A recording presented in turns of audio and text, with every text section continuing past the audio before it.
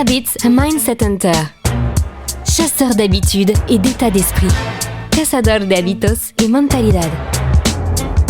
Un état d'esprit innovant pour une vie épanouie.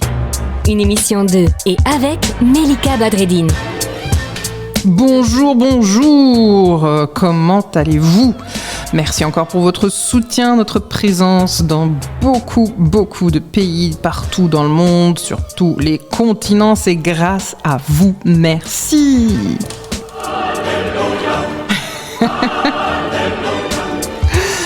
Aujourd'hui, nous allons parler d'une des conséquences de cette crise sanitaire. Une des conséquences, et évidemment il y en a beaucoup d'autres, mais une de ces conséquences-là, c'est que statistiquement, un Français sur deux a changé ses habitudes de consommation pendant cette crise. Et oui, puisque la relation que l'on a maintenant avec certaines marques, certaines choses qui ont fait émerger un ras-le-bol, beaucoup de choses ont changé et heureusement, vous me direz.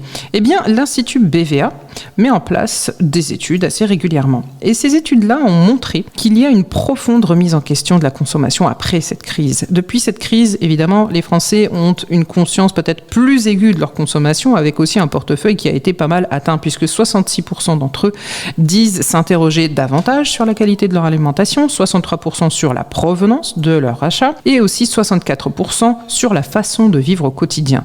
68% quant à eux, sur les conséquences des activités humaines sur notre terre, sur l'environnement.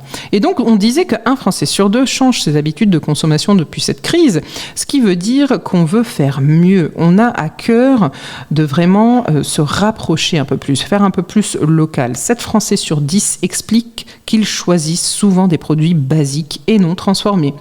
Plus de 6 Français sur 10, soit 63%, font ou réparent davantage eux-mêmes les choses.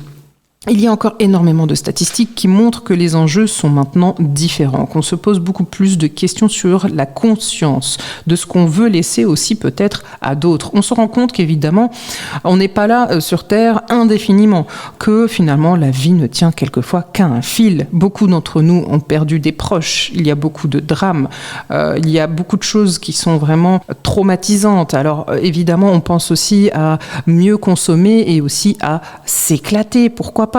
On a envie de déjeuner ensemble, de faire des barbecues, on fait les choses aussi chez soi et par soi, et on se pose finalement les bonnes questions. Il y a une forme de culpabilisation qui s'ancre aussi largement chez les jeunes consommateurs de 18-34 ans, puisque c'est un fait nouveau. Dans les sondages, 43% d'entre eux déclarent éprouver de la culpabilité quand ils font certains achats, contre 29% des Français en moyenne. Leurs préoccupations vraiment sont celles qui sont de l'ordre de la consommation à long terme et non plus à court terme. On évite de jeter, on essaye de réparer, d'échanger, on fait du troc. Il y a comme une sorte de nouvelle hiérarchie des attentes et le facteur humain finalement prime. Eh bien, moi je trouve que c'est pas plus mal.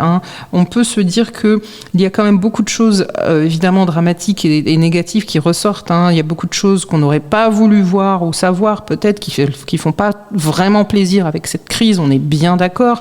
Mais ce côté-là humain, c'est intéressant. Le bon plan de Melika. Le bon plan aujourd'hui, c'est de la recherche de la cohérence.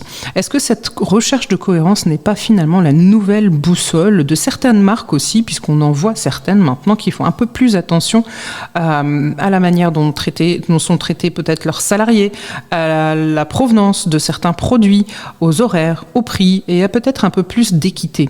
Alors finalement, ce bon plan, c'est la cohérence. Cette émission est maintenant terminée et comme dit Melika, fuck bullshit, love. Retrouvez l'ensemble des podcasts de Melika sur toutes les bonnes plateformes de streaming.